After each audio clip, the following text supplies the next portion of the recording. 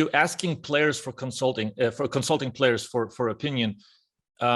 It's a big thing, and I think that shows you're making yourself vulnerable as a coach, but you also show that you trust them. And then I feel like that you show them the trust, you give them the opportunity to say something, to consult in front of everybody on the floor, and kind of navigating through the different options that we can go through and why we're doing it, giving them the opinion, the opportunity to be involved in the process, I think gives them also a sense of holding themselves accountable. I think it's super important. Like we pay them really a lot of money, and why should they only be consumers of orders? Like I want them to be an active part in the decision making, like in the solution finding. They're too expensive to just receive orders and follow them. So why not use their knowledge? Why not use their creativity in order to find solutions? And then, as you said, the second aspect behind it is they will be way more convinced executing those solutions they found together. Did that ever backfire on you? Any moment where you felt like, oh, I shouldn't have asked it this time? Maybe like it was maybe at the right time or that right person. Maybe that one person is really negative and really looks for something to poke on. Exactly. Like some players, they demand that leadership where the coach decides everything, and there's no second guessing, there's no questioning his authority. And to me, it was always like, it's no lack of authority or lack of competence if I let them have a say in solution finding.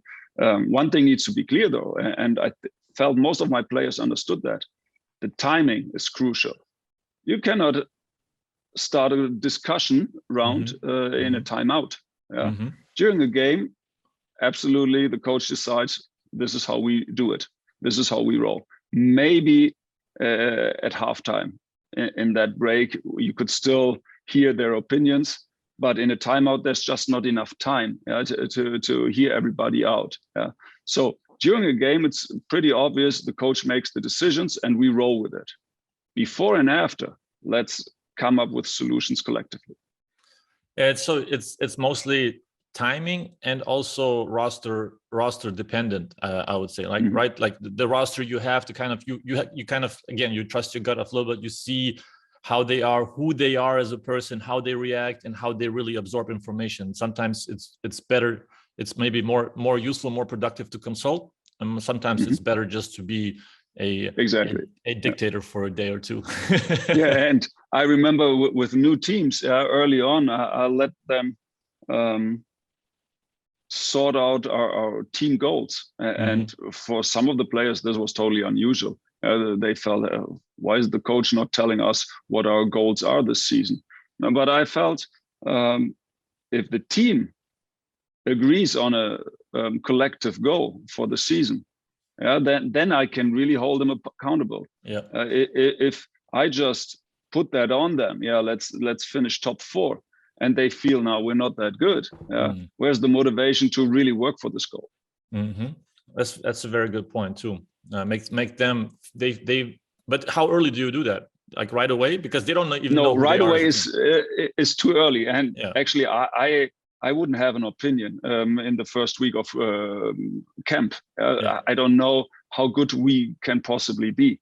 But at some point, let's say like after 5-6 weeks, 1 or 2 weeks into before the season starts, this is when I would sit my teams together, and this is where we would have an open discussion about season goals, about qualitative goals, about quantitative goals, and we broke it down. We wanted to develop standards that will lead into certain goals. And those, let's say, numbers goals, less than 14 turnovers per game, something like that, or out rebound our opponent in every game.